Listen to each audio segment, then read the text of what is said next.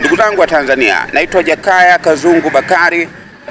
Mimi ni balozi wa Zanzibar Ferries na wakaribisha katika huduma zetu nzuri sana kwa wasafiri wa Dar es Salaam, Zanzibar, kwa maana ya Pemba na Unguja, kwa huduma zilizo bora zaidi, huduma zilizo safi kabisa. Unapata usafiri wenye uhakika, usafiri wenye amani na utulivu ndani yake. Huduma mbalimbali, vinywaji vinapatikana ndani ya boti. Kwa hiyo nakaribishwa sana.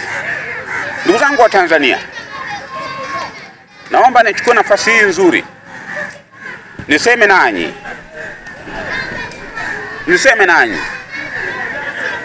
Unajua haya mambo yanayotokea sasa hivi haya, ya kwamba kana kwamba unaonekana mpaka sasa hivi hakuna oya za kampeni. Inaonekana kama CCM wako wenyewe, vyama wanavyoshindana navyo ni dhaifu. Unajua ni kwa nini? Haya mambo haya wameataka wapinzani wenyewe. Hakuna mtu mmoja, hata mmoja, ambaye yuko ndani ya dola na miliki dola akakubali kuwa mjinga hivyo, pamoja na kuruhusu demokrasia, lakini akubali kuchezewa sharubu kihivyo, hata kama waliokuwa ndani ya madaraka wangekuwa ni Chadema na vyama vingine vya upinzani vimeshindwa kujua ili uingie kwenye madaraka. Kumbuka kuna nchi ya Kameruni, mpaka mtoto wa bwana Bia, yule binti wa Bia, ametamka kwamba msimpigie kura baba yangu. Miaka 42 anatawala nchi ya Kameruni. Utakunyambia Kameruni hakuna wapinzani? Miaka 42 wapinzani wameshindwa kuingia kwenye madaraka. Iangalie Uganda, miaka 40 wapinzani wameshindwa kuingia kwenye madaraka. Sasa wewe unashangaa kwenye Tanzania, na hizo nchi hizo rais ni mmoja tu. Wewe ushukuru kwa Tanzania angalau kuna marais wanabadilika.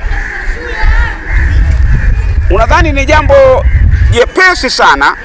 Ni jambo jepesi sana kwa ghafla tu mtu uingie kwenye ikulu pale kutoka upinzani?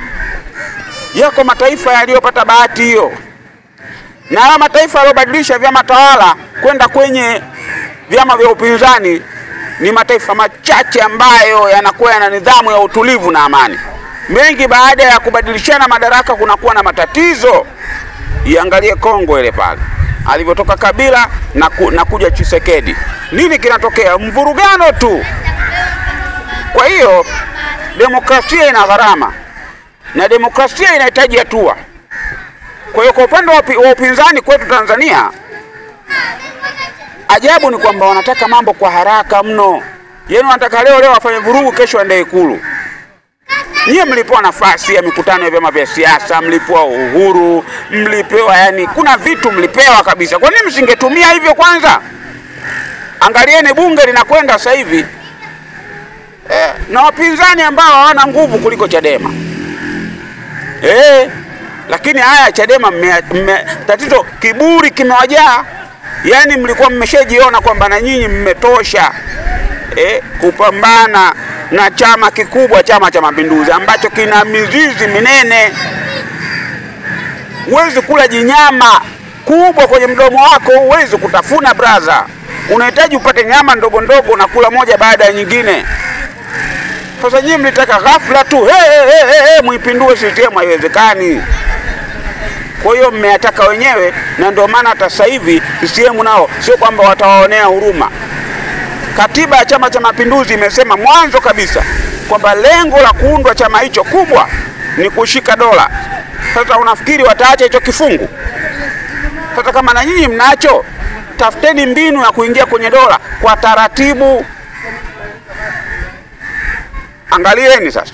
Kwa mimi nawakumbusha ndugu zangu wapinzani, mjipange kwenye mfumo wa hatua, mipango midogo, mipango ya muda mfupi na mipango ya muda mrefu. Baadaye mtakuja kuona. Sio lazima kesho kutwa tumuingie ikulu. Inawezekana baada ya miaka 50 ndio upinzani unaingia ikulu. na wenyewe ukakaa tena miaka 100 ukatolewa ukaja upinzani mwingine. Wewe ni makini kwenye maneno yangu haya, mtanikumbuka.